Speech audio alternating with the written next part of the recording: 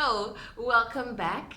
Okay, so something happened recently, right? So I have this friend of mine, and she's amazing in all ways. But the one thing that really hurts, the one thing that really always touches me is how she never responds to text messages. Like on Telegram, on WhatsApp, it even got to a point. I remember I was like, do I just speak a whole lot of nonsense? Am I irrelevant? Am I always disrupting her? So yesterday I was like, I sent her a whole lot of messages and she never responded again. And I was like, I was so hurt. I felt hurt at the moment. And I texted her and I'm like, is there something wrong with what I tell you? Is there something not okay? Am I distracting you?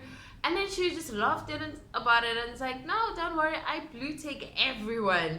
And it's like, wow, people are so sensitive to blue ticks.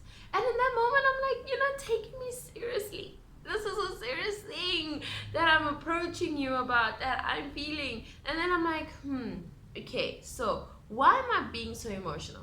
And I started thinking, and I'm like, okay, so this is obviously how it feels, because we take social media platforms as communication. It is as valid, as good. A text message is as valid and as good as me standing next in front of you and saying hi, and then you responding, how are you? That kind of thing.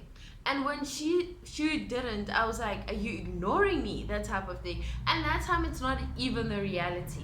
And then I started to realize I do a lot of the same things. Like, her and I have a lot of similar traits, and this is something that we have in common. I blue tick people, and people have complained in the past, and I was like, okay, I'll try change. And I never did. I never respond. So people don't even start, not a lot of people even start a conversation, because it doesn't get anywhere. And when you look at my history, you'd find that the conversation ended where I was supposed to respond and I never did.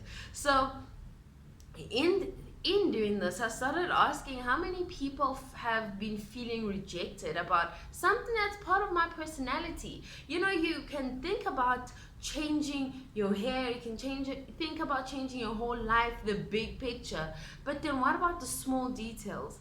How about the way that I speak to someone? And I started thinking, oh my God, I want God to use me. We say we want to be the light and the salt, but are you that kind of light that burns? Are you the salt that when you put it on steak, you can't even eat it because it's too much?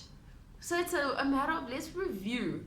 I'm gonna definitely start doing this. I need to actually do this. How many people do you actually push away in your mission to bring people close? Do people understand what you're trying to say? Or maybe, are you being too harsh? Are you expecting people to just get it?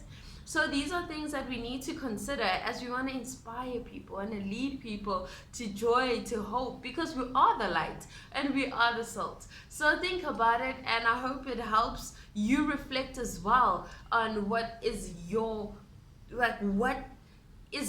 thing, what is your purpose, and how can you do that better.